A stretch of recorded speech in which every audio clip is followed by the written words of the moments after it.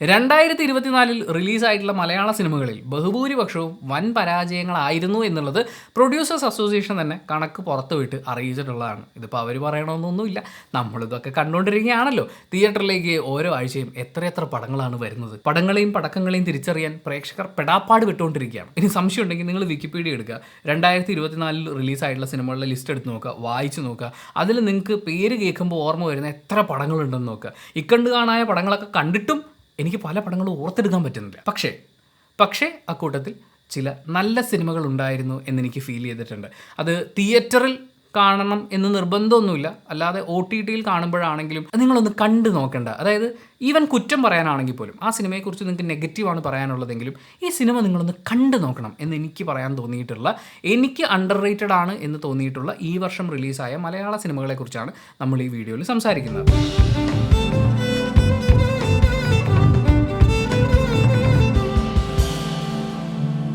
ഒന്നാമത്തെ സിനിമ ജനനം 1947 പ്രണയം തുടരുന്നു എന്ന സിനിമയാണ്. പ്രായമായ 2 പേർ, അതിലൊരാൾ ഓൾഡ് ഏജ് ഹോമിൽ താമസക്കാരിയാണ്, മറ്റേ ആൾ അവിടുത്തെ ജോലിയും കാര്യങ്ങളൊക്കെ ചെയ്യുന്ന ഒരു ഓൾ ഇൻ ഓൾ ആയിട്ടുള്ള ആളാണ്. ഇവർക്ക് 2 പേർക്കിടയിൽ ഒരു സ്നേഹം ഉണ്ടാകുന്നു, അവർ ഒരുമിച്ച് ജീവിക്കാൻ തീരുമാനിക്കുന്നു. അതുമായി ബന്ധപ്പെട്ട് അവരുടെ കുടുംബത്തിലുള്ള ആളുകൾക്ക് ചില വിയോജിപ്പുകളൊക്കെ ഉണ്ടാവുമല്ലോ. ആൻഡ് പതുക്കെ ഇവർ പരസ്പരം മനസ്സിലാക്കുന്നു. ഒരാളുടെ കുറവിനെ മറ്റേ ആൾ ബാലൻസ് ചെയ്യുക എന്ന് പറയുന്ന അതിമനോഹരമായിട്ടുള്ള ഒരു കാഴ്ച നമുക്ക് ആ സിനിമയിൽ കാണാൻ പറ്റും. വളരെ രസമായിട്ട് ഈ കണ്ടു കഴിയുമ്പോൾ നമുക്കൊരു സംതൃപ്തി ഫീൽ ചെയ്യില്ലേ. ഞാൻ ഈ സിനിമയൊക്കെ ഇതിന് മുമ്പ് ചെയ്തൊരു വീഡിയോയിലും പറഞ്ഞിരുന്നു, ഇതിനെയൊക്കെ ചേർത്ത് വെക്കുന്നത് ഒരു ചെറുപുഞ്ചിരി എന്നൊക്കെ പറയുന്ന സിനിമയൊക്കെ തന്നതുപോലത്തെ അങ്ങനത്തെ ഒരു ഫീലാണ്. ഒരു നിർമ്മലമായ സിനിമ എന്ന് പറയുന്നത് ഭയങ്കര സോഫ്റ്റ് ആൻഡ് ക്യൂട്ട്, അങ്ങനത്തെ ഒരു രസമുള്ള സിനിമയാണ്. നിങ്ങൾക്ക് പറ്റുകയാണെങ്കിൽ ഇതൊന്ന് കണ്ടു നോക്കണം. രണ്ടാമത്തെ സിനിമ അത് ഗു എന്ന് പറയുന്ന സിനിമയാണ്.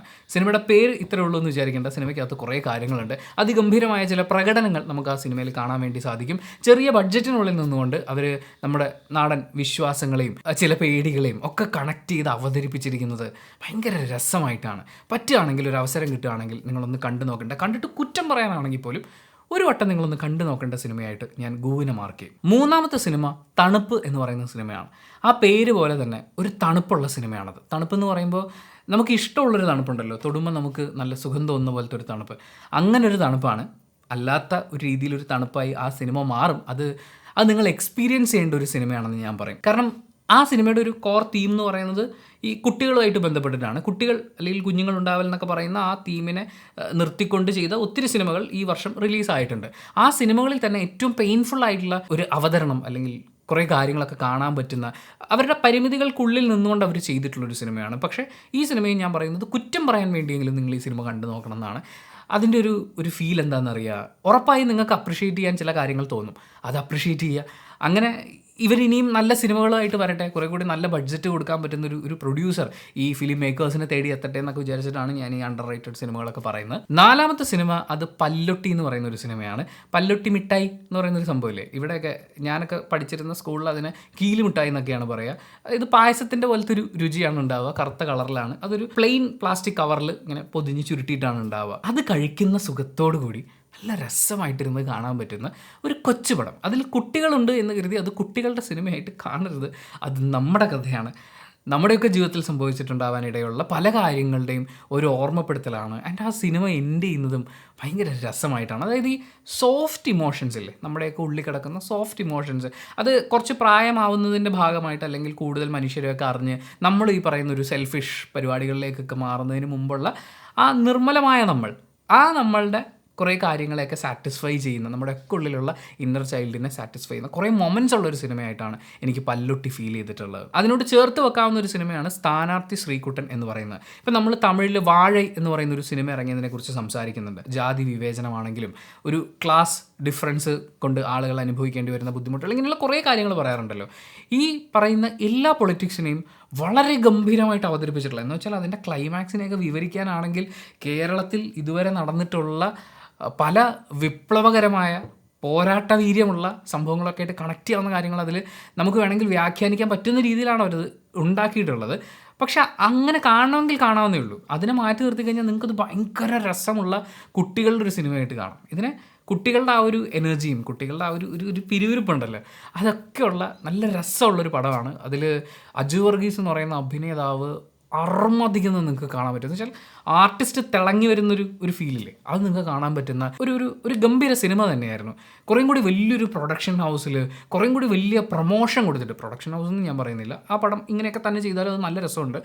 പക്ഷേ നല്ല പ്രൊമോഷൻസ് കിട്ടിയിരുന്നെങ്കിൽ ആ പടം ഒരുപാട് ചർച്ച ചെയ്യേണ്ട അല്ലെങ്കിൽ ഒരുപാട് ആളുകൾ എൻജോയ് ചെയ്യേണ്ട ഒരു സിനിമയാണെന്ന് എനിക്ക് തോന്നിയിട്ടുണ്ട്. മറ്റൊരു പടം ഒരു സർക്കാർ ഉൽപ്പന്നം എന്ന് പറയുന്ന സിനിമയാണ്. നമ്മുടെ പല സർക്കാർ പദ്ധതികളിലും സംഭവിക്കുന്ന ചില പ്രശ്നങ്ങൾ, അതിനോടൊപ്പം നമ്മുടെ നാട്ടുകാരുടെ കുറേ കാഴ്ചപ്പാടുകൾ, ഇതിനൊക്കെ വിമർശിക്കുന്ന രീതിയിൽ എന്നാൽ വളരെ രസമായിട്ട് നമുക്കൊക്കെ ഫീൽ ചെയ്യുന്ന, ഇമോഷണലി കണക്റ്റ് ആവുന്ന രീതിയിൽ പറഞ്ഞു പോയിട്ടുള്ള ഒരു സിനിമയാണ്.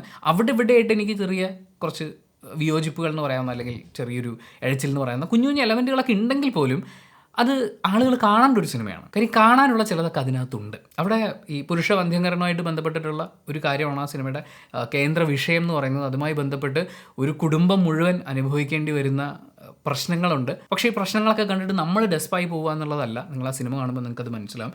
ഏതാണ്ട് സിമിലർ എന്ന് പറയാവുന്ന ഒരു ടോപ്പിക്കാണ് അത്. എല്ലാം ഈ കുഞ്ഞുങ്ങളൊക്കെ ആയിട്ട് ബന്ധപ്പെട്ടിട്ടുള്ള സിനിമകളാണ് ഈ വർഷം അണ്ടർ റേറ്റഡ് ആയി പോയതെന്ന് എനിക്ക് തോന്നുന്നു. വിശേഷം എന്ന് പറയുന്ന സിനിമ അതൊരു അടിപൊളി പടമാണ്. അടിപൊളി പടം എന്ന് പറഞ്ഞു കഴിഞ്ഞാൽ നമ്മൾ ജീവിതത്തിൽ കണ്ടിട്ടുള്ള കുറേ ആൾക്കാരുണ്ടല്ലോ, ഒരു കുഞ്ഞിക്കാല് കാണാൻ വേണ്ടി കൊതിക്കുന്ന ആളുകൾ, അവർ ജീവിതത്തിൽ അനുഭവിക്കേണ്ടി വരുന്ന സ്ട്രെസ്സ്, ഇതത്ര ഈസി ആയിട്ടുള്ള കാര്യമൊന്നുമല്ല. ഒരുപാട് മരുന്നുകൾ, ഒരുപാട് ട്രീറ്റ്മെൻറ്റ്, ഒത്തിരി കാര്യങ്ങൾ, ജീവിതത്തെ തന്നെ തലകീഴായി മറിക്കുന്ന രീതിയിലുള്ള അനുഭവങ്ങളും കുറേ സന്ദർഭങ്ങളും ഒക്കെ ഉണ്ടാകുന്ന ഒരു സിറ്റുവേഷനാണ്. ആ സിറ്റുവേഷനെ പക്ഷേ വളരെ രസകരമായി വന്ന് ലാൻഡ് ചെയ്ത്, ആ വിഷയത്തിലേക്ക് ലാൻഡ് ചെയ്ത് അതിൻ്റെ എല്ലാ ഇമോഷണൽ കാര്യങ്ങളിലൂടെയും കടന്നുപോയി നമ്മളെ സന്തോഷിപ്പിച്ച് അവസാനിക്കുന്ന ഒരു സിനിമയാണത്. നല്ല വിശേഷം നമുക്ക് തരുന്നൊരു സിനിമയായിട്ടാണ് എനിക്ക് വിശേഷം ഫീൽ ചെയ്തിട്ടുള്ളത്.